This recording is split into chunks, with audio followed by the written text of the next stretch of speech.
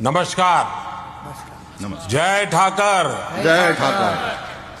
સૌથી પહેલા તો હું ભરવાડ સમાજની પરંપરા અને સૌ પૂજ્ય સંતોને, મહંતોને, આ સમગ્ર પરંપરા માટે જીવન ખપાવી દેનાર સૌને શ્રદ્ધાપૂર્વક પ્રણામ કરું છું. અને આજે તો ખુશી અનેક ગણી વધી ગઈ છે. આ વખતે જે મહાકુંભ થયો, આ ઐતિહાસિક મહાકુંભ હતો.